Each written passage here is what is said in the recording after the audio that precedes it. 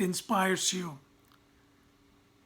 Most of us will survive Corona and will live on. Some of us will not and they'll leave us. How do we deal with these two situations? I'm sharing personal examples about dealing this. I hope you are inspired to take some action about this. First, my mother. She was in the hospital. A week before she passed away, she knew she was going to go. And what she did was called everyone to come and visit her. And person like me, she called. And I told her, Mom, I'm coming. Don't go. What she wanted to do was seek forgiveness for shortcomings and forgive others who had hurt her. So I went from Dallas, Texas to Yelahanka, Bangalore in India. I was late by 4 hours. I sat by her and was smiling. My family probably thought I was gone crazy because here is my mother. I'm laughing, I'm smiling. I was smiling for two reasons. She taught one of the biggest lessons of her life to me, and that lesson is tying the loose ends of life. Don't leave anything open. Close everything before you go. And second is seeking freedom, seeking moksha, mukti, najat, salvation, and ultimately achieving the nirvana, the peaceful mind, going in peace. That's why I was smiling. That came in handy, my friends, when my late wife Najma was in hospital. She was there for 9 months in and out. The medical doctors had given up on her cancer. And as a spouse, I had a duty to do something to release her from that anxiety, tension that she felt when she met someone or heard about someone. Of course, our life was not full, happy-go-lucky. We faced difficulties, we felt pain, we felt misery, we hated each other, and we were angry and mad at each other. And of course, we loved each other. We had the whole spectrum of life, khatta, meetha, pika, tika, har kuch, everything. So I asked her, Najma, what are the things that I can do to release you from any possible tension so when you walk away tomorrow in health, you feel good, you don't feel tension. Of course, she wanted me to do that. I knew the things that bothered her, tensed her. So I made a list of 10 items. The first one, not the first one I will share, the other 9 I will share with you in person sometime. They're very motivational items, and you can relate with those. This item, a couple cheated us. Najma, as a realtor, showed them homes for about 4 months. Every home in Dallas, Texas, 2 million plus. That is a lot of commission there.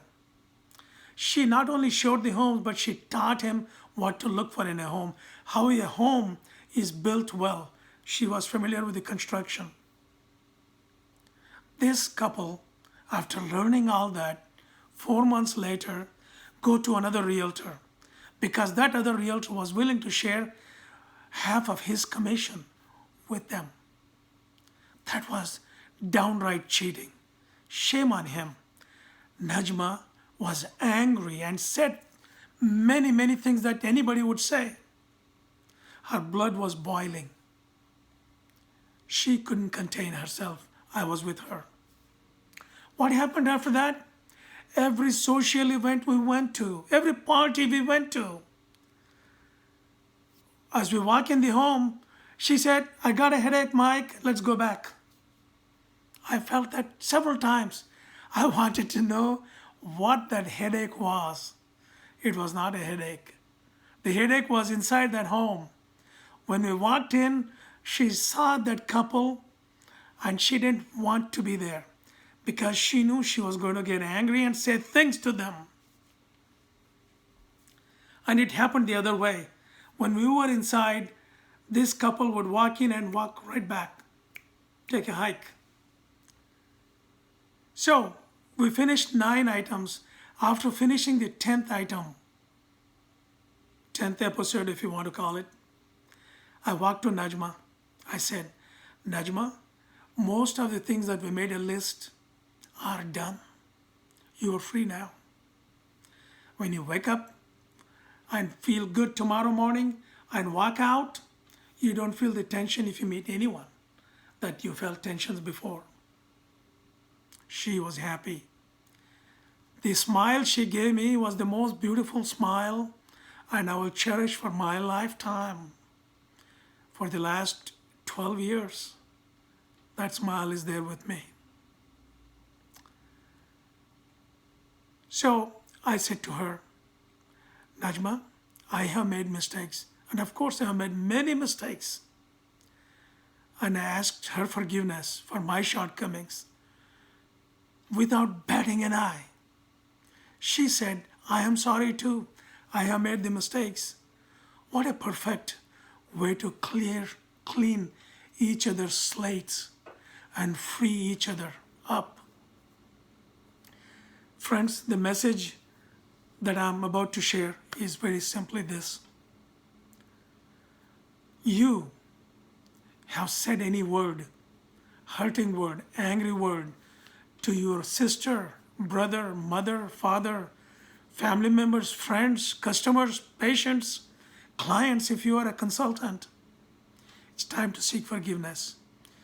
My mother had the luxury. She knew she had a week's time.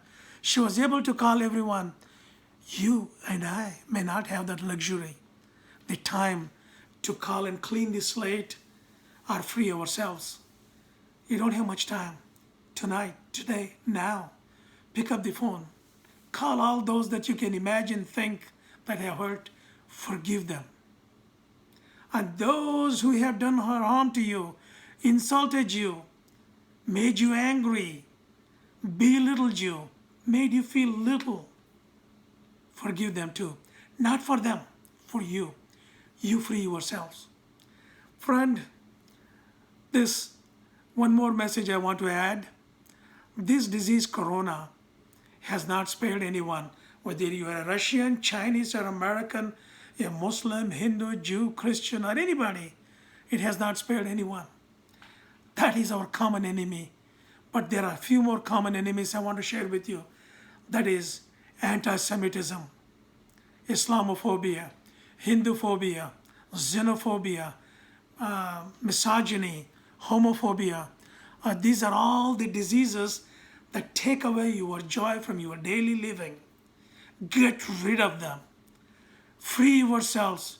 Tie the loose ends. You will be very happy. I hope God ultimately makes the call. I hope and I pray to God that He protects all of us on this earth, every one of us, all of His creation.